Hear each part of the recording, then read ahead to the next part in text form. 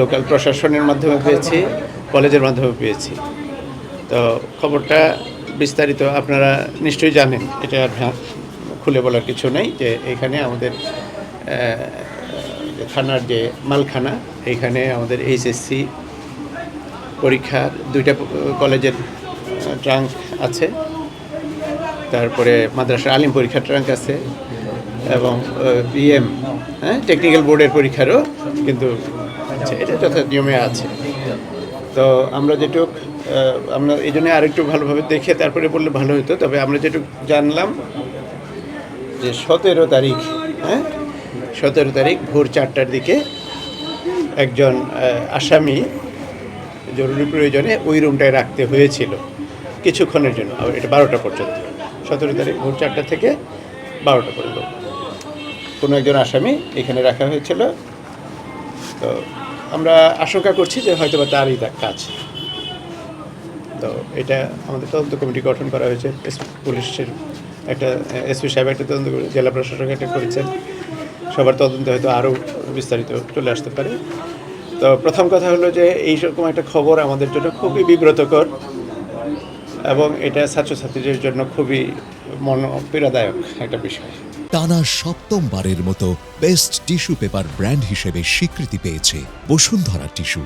তো প্রথম আমাদের ছাত্রদেরকে আমরা আশ্বস্ত করতে চাই যে প্রশ্নের সেটটি এইভাবে বাইরে পাওয়া গেছে, সেই প্যাকেটের আমাদের এই সকল কেন্দ্রের ওই সেট আমরা বাতিল করার সিদ্ধান্ত গ্রহণ করেছি। সেটা হলো আরেকটা ইনফরমেশন আপনাদের কাছে চাই। আপনাদের কাছ থেকে ভুল ইনফরমেশন যাচ্ছে যে 17 তারিখের পরীক্ষা ইসলামের ইতিহাস, আসলে তা না।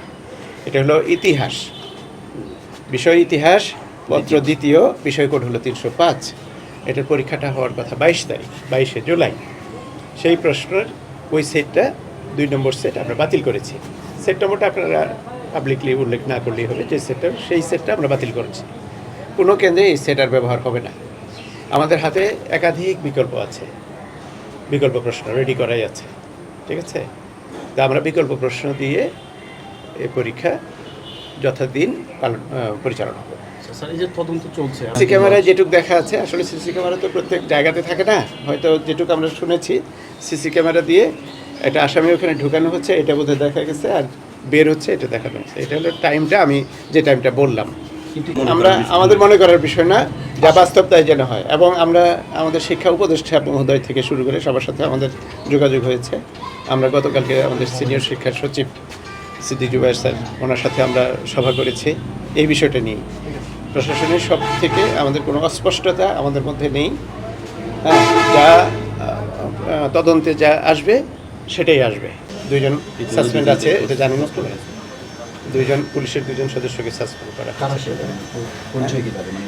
একজন সাব ইন্সপেক্টর, আমার নামটা ঠিক আমি এই মুহূর্তে, একজন সাব ইন্সপেক্টর, একজন কনস্টেবল, একজন সাব ইন্সপেক্টর, সমন্বয় কমিটি।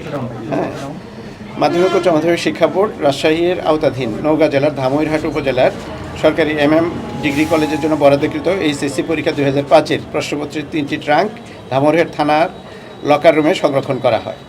প্রশ্ন সটিংয়ের সময় একটি ট্রাঙ্ক তালা খোলা অবস্থায় পাওয়া যায় এবং ইতিহাস দ্বিতীয় পত্র বিষয় কোড 305-এর 1 প্যাকেট প্রশ্ন লকার রুমের এক কর্নারে পাওয়া যায়। উক্ত প্যাকেটের কিছু প্রশ্নপত্র ছেঁড়া থাকলেও প্রশ্নপত্রের সংখ্যা সঠিক পাওয়া যায় মর্মে জেলা প্রশাসক নওগাঁ নিশ্চিত করেছেন। এ বিষয়ে প্রকৃত ঘটনা উদ্ঘাটনে ও দায়ী ব্যক্তিবর্গ চিহ্নিতকরণের জন্য জেলা প্রশাসন নওগাঁ কর্তৃক 3 সদস্য বিশিষ্ট তদন্ত কমিটি গঠন করা হয়েছে। উল্লেখ্য, ইতিহাস দ্বিতীয় পত্রের বিষয় কোড 305 যে সেটের প্রশ্ন খোলা অবস্থায় পাওয়া যায় সকল কেন্দ্রের সেই সেটের প্রশ্ন বাতিল করা হয়েছে। একই বিষয়ের প্রশ্নপত্রের ভিন্ন কয়েকটি সেট বোর্ডের কাছে সংরক্ষিত থাকায় পরীক্ষা গ্রহণে কোনো জটিলতা তৈরি হবে না। এটি হলো প্রেস।